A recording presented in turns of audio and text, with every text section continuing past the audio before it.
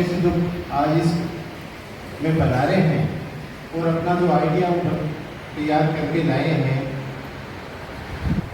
उन सभी के विद्यार्थियों का, उनके मेंटर टीचर का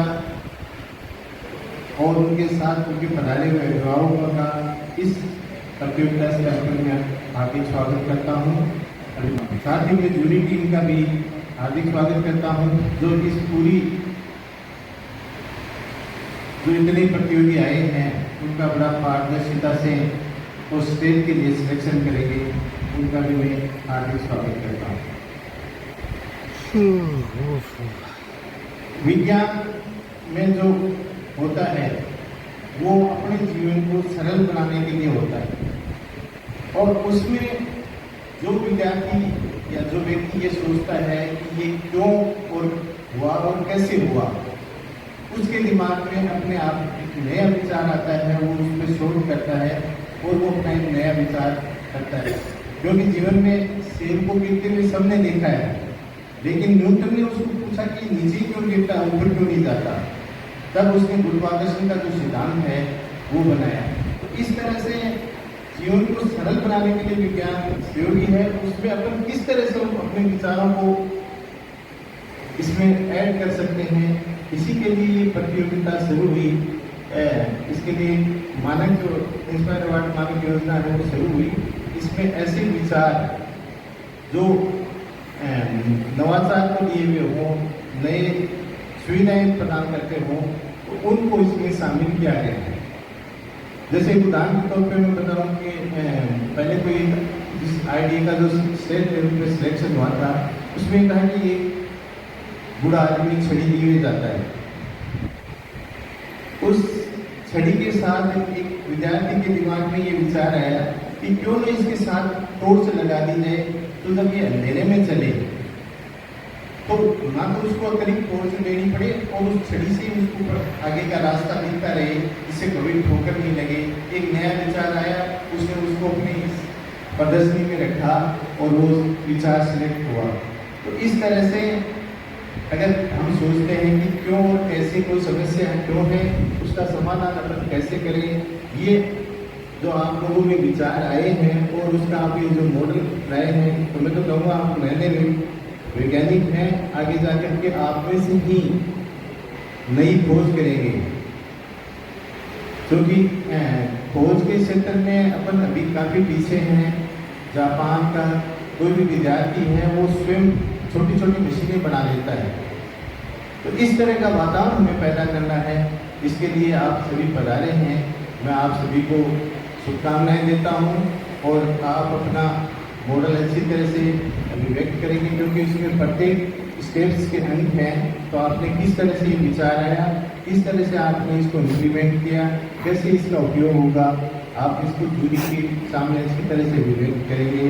पुनः मैं आप, क्योंकि आप में से ही 10% विद्यार्थियों का चयन होकर के स्टेट लेवल पर जाएंगे, तो मैं आप सभी को शुभकामनाएं देता हूँ। साथ ही जो यहाँ अच्छी व्यवस्था कर रखी है आप लोगों के लिए और 2-3 दिन से लगे हुए हैं, इसके लिए मैं पूरी SK स्कूल की टीम को बहुत बहुत धन्यवाद देता हूँ। बहुत बहुत आपको शुभकामनाएं देता हूँ कि आप इस कार्यक्रम को बहुत अच्छे से संपन्न करेंगे। पुनः आप सभी का बहुत बहुत आभार, धन्यवाद। बहुत बहुत धन्यवाद सर, छात्र छात्राओं का उत्साहवर्धन करने के लिए, हमारा वर्धन करने के लिए। आज के इस कार्यक्रम के बारे में थोड़ी सी इन्फॉर्मेशन सर को देना चाहूँगा कि जो 210 विद्यार्थी इसमें भाग लेने वाले थे, उनमें से अब तक 104 विद्यार्थियों का रजिस्ट्रेशन हमारा पेज हो चुका है। तो और जो पहले अब तक जो इंस्पायर अवार्ड की प्रतियोगिताएं उनमें सर्वाधिक है ऐसा बताया जा रहा है। हमारे बीच अलग अलग विद्यालयों से ये जो विद्यार्थी अपने मॉडल्स, नए नए इनोवेटिव आइडियाज़ के साथ यहाँ पर पधारे हैं, बहुत बहुत धन्यवाद इनका। अब मैं हमारे बीच जो MIF टीम है उसके सदस्य सुनील जी, उनको बुलाना चाहूँगा मंच पर, जो आएँ और इस अवसर पर अपना उद्बोधन दें। आदरणीय सुनील जी, एक बार जोरदार तालियां सबके लिए।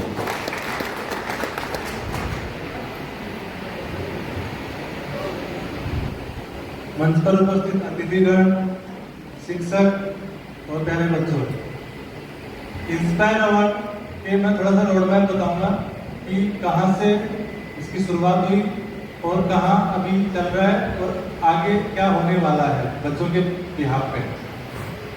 तो सबसे पहले जुलाई अगस्त में पोर्टल ओपन किया जाता है, EMIS पोर्टल। उसमें बच्चे स्कूल के थ्रू अपने आइडिया सबमिट करते हैं। वो आइडिया स्कूल अपने स्कूल स्तर पे आइडिया कंपटीशन ऑर्गेनाइज करवाती है। उसमें से जो बेस्ट आइडिया होते हैं 5 आइडिया, उनको नॉमिनेट करते हैं। वहां से उन बच्चों के आइडिया को शॉर्टलिस्ट किया जाता है जिला स्तर के लिए। जिला स्तर में यदि बच्चा शॉर्टलिस्ट होता है तो उसके अकाउंट में 10,000 रुपए ट्रांसफर किए जाते हैं DST के द्वारा।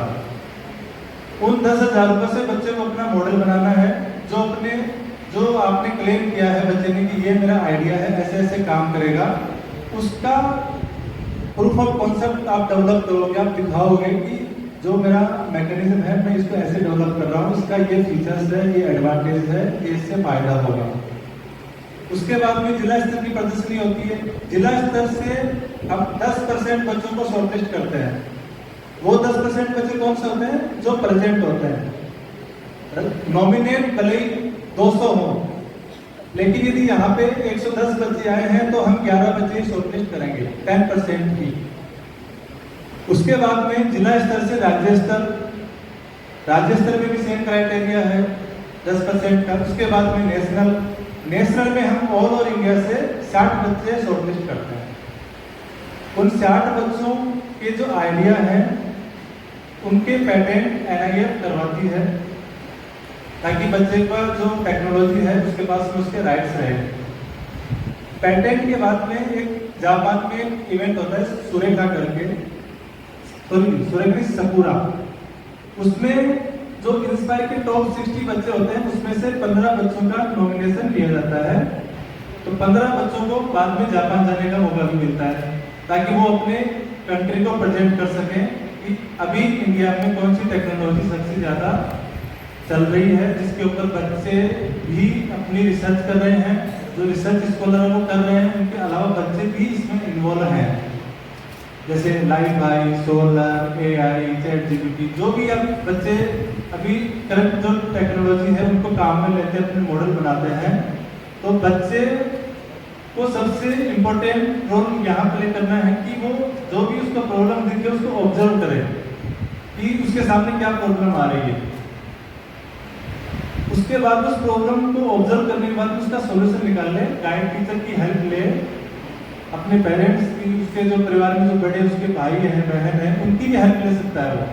लेकिन उस प्रॉब्लम का वो सॉल्यूशन निकाले एक आइडिया के फॉर्म में, एक वो आगे जाके टेक्नोलॉजी बनेगी फ्यूचर में।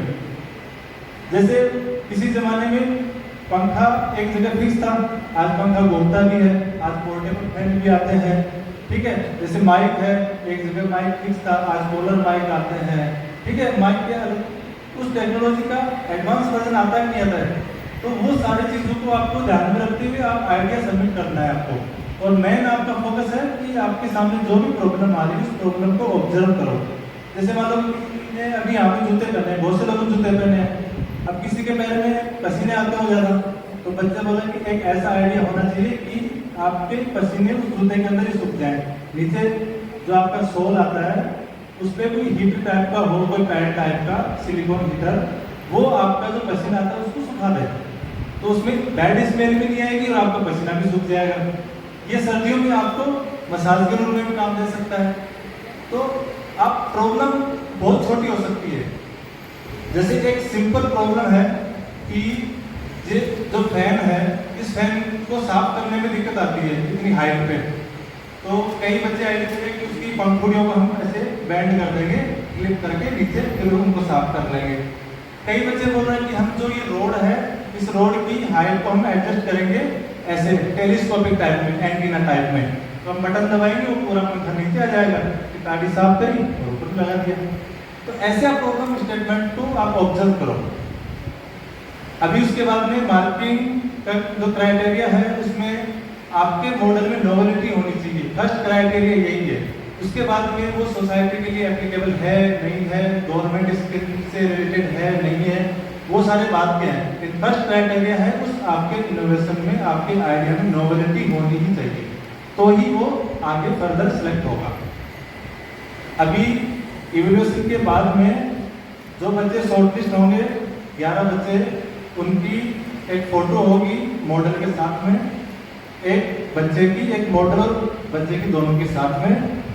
उसके बाद में एक ग्रुप फोटो होगी 11 बच्चों की।